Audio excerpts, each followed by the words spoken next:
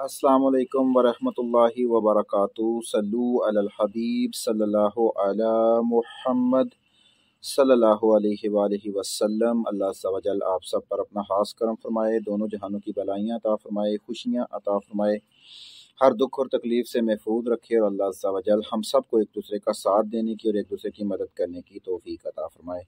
यूनान work permit, यूनान visa और यूनान अपॉइंटमेंट, इन तीन टॉपिक्स के ऊपर आपके लिए कुछ मालूमात लेकर हाज़िर हुए हैं। उम्मीद है कि इंशाअल्लाह अज़्ज़ा वजल आपको इससे कुछ ना कुछ ज़रूर फ़ायदा होगा। अगर फ़ायदा नहीं होता तो ज़रूर माफ़ फरमा दिया करें कि हम लोग अगर आपका टाइम वेस्ट करते हैं तो इस वजह से भी आप हमें माफ़ फरमा दिया करें। और वीडियो में अगर कोई अल्लाह की बात होती है तो उसका भी बुरा महसूस ना किया करें, क्योंकि पहले अल्लाह का नाम है और फिर बाकी सारी चीज़ें हैं। अल्लाह पाक हम सबको एक दूसरे का साथ देने की तौफीक अता फरमाए। बात नंबर एक है कि हमसे दो तीन किस्म के लोग रब्ता करते हैं। पहले लोग रब्ता जो करते हैं उनका पहला क्वेश्चन होता है कि आपका ऑफ़िस कहाँ पे है।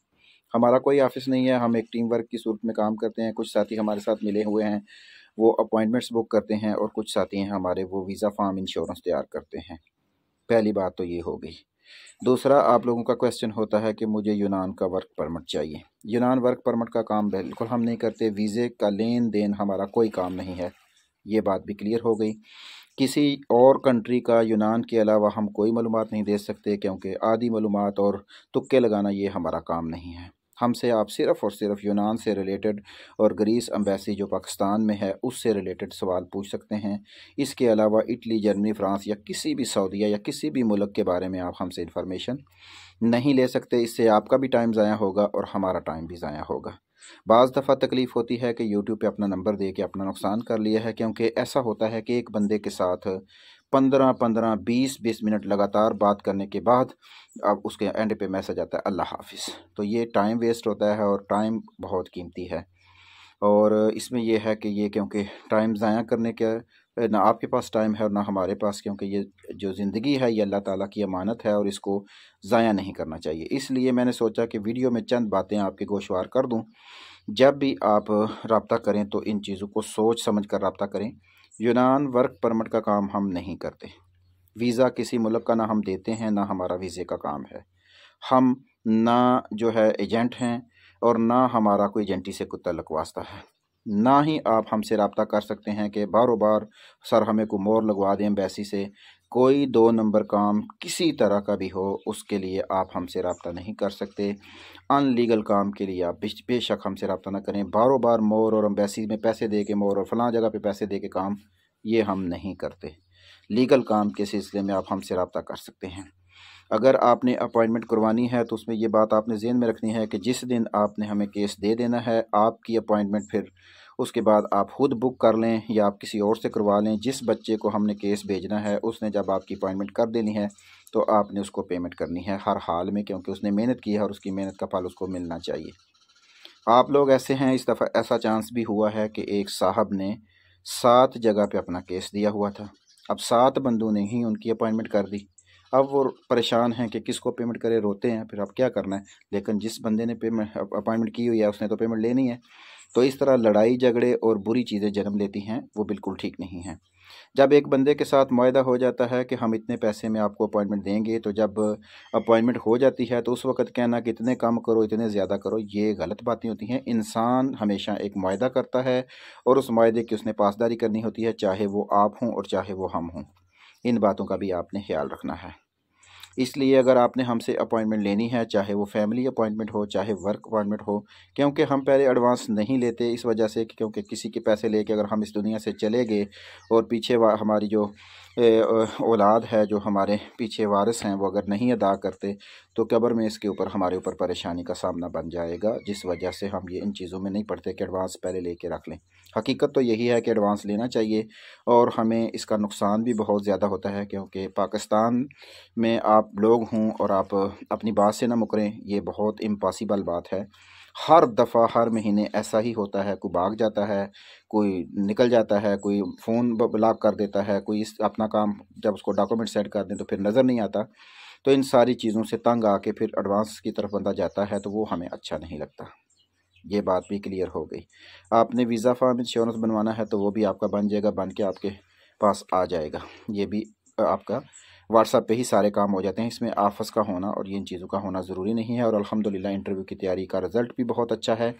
जिन लोगों को इंटरव्यू की तैयारी करवाई है, जिनके केस हमारे पास थे, अल्हम्दुलिल्लाह 90% रिज़ल्ट उसका आ रहा है और वो बंदे अल्हम्दुलिल्लाह सुम्मा अल्हम्दुलिल्लाह सर्टिफाइड हैं, क्योंकि उनके ऊपर मेहनत की जाती है और उनका हक़ उन्हें अदा करने की कोशिश की जाती है।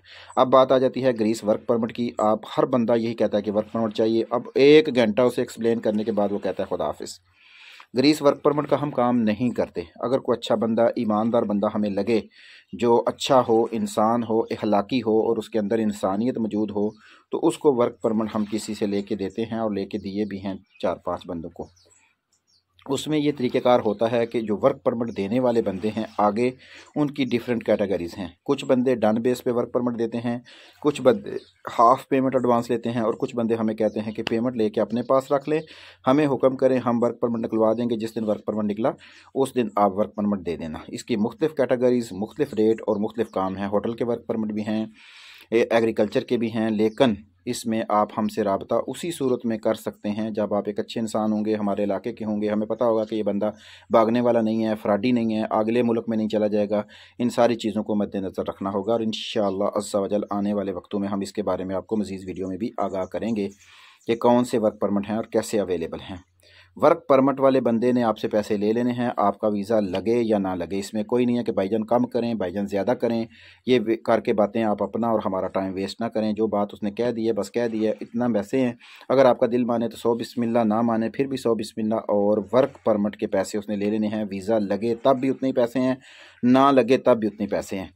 ये नहीं है कि वीज़ा नहीं लगा तो हमने आपको वापस करने हैं और वीज़ा लग गया तो और लेने हैं। यही पैसे होंगे जो वर्क परमिट के होंगे और इसके मुख्तलिफ़ रेट हैं, मुख्तलिफ़ कैटेगरीज़ हैं और मुख्तलिफ़ तरीक़ेकार है।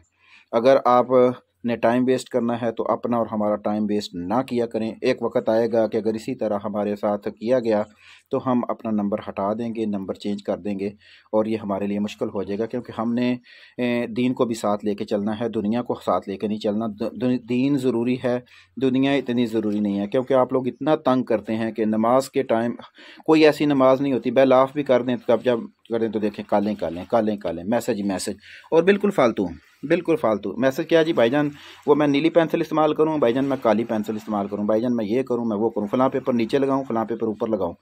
भाई जब एक चीज़ वीडियो में बताई जाती है, वीडियो आप देखते नहीं है, फ़ौरन आप टक टक टक करके मैसेज करते हैं। नंबर तो आपको मिल जाता है आसानी से। आप देखें ना, मुझे किसी बड़े यूट्यूबर का नंबर बताएं और मुझे बताएं कि कौन है ये यूट्यूबर जो आपके, जिनके आप वीडियो देखे हैं और जिनको आप मिलियंस व्यू देते हैं, उनमें किसी एक ने आपकी मैसेज सुना हो, किसी ने आपके मैसेज का जवाब दिया हो, किसी ने आपकी हेल्प की हो। तो ये कोशिश किया करें कि जब एक बंदा आपकी मदद करता है तो उसको इतना मजबूर ना करें। हमें चैनल की कोई फ़िक्र नहीं है, कल बंद हो जाए, नहीं चलता ना चले, वीडियो चले ना चले, हमारा क्या है।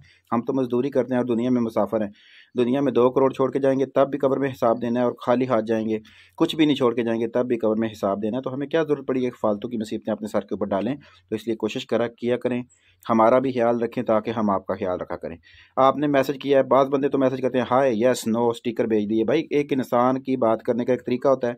किसी भी इंसान से जब आप बात करते हैं तो आपकी इंसानियत उसमें नज़र आनी चाहिए कि हाँ भाई मेरा नाम फ़लाँ है, मैं फ़लाँ इलाके से तल्लुक़ करता हूँ, मेरा ये मसला है, अगर आप इस सिलसिले में मेरी को हेल्प करते हैं तो बिस्मिल्लाह, नहीं कर सकते तो खुदा हाफ़िज़।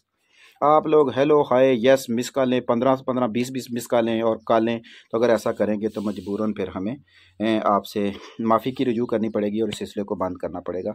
आप लोगों से इल्तिजा है कि अगर कोई सीरियस मैटर होता है तो रब्ता करें, अगर नहीं है तो बिल्कुल ना करें, क्योंकि हमारा का मकसद पैसे कमाना नहीं है। पैसे कमाने होते तो 15-20 बंदों के जिनके वीज़े लगे उनसे कमा लेते। कोई बंदा ये साबित करे कि हमने उससे कोई ऐसा बंदा मिल जाए जिससे हमने कोई पैसे लिए हों कि भाई हमें इतने पैसे दो, उससे डिमांड की हो और उसने हमें दिए हों वीज़ा लगने के ऊपर, ठीक है। तो ये सारी चीज़ों को मद्देनज़र रखा करें, इनके ऊपर गौर व फ़िक्र किया करें, तंग ना किया करें। अल्लाह ताला आपको खुश रखे। जिस चीज़ की समझ नहीं आती वो कमेंट में लिखा करें, हम उसके ऊपर वीडियो बना देंगे, आपकी वजह से किसी और का भी भला हो जाए।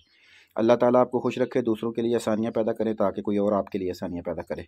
अल्लाह हाफ़िज़। अस्सलामु अलैकुम व रहमतुल्लाहि व बरकातुहू।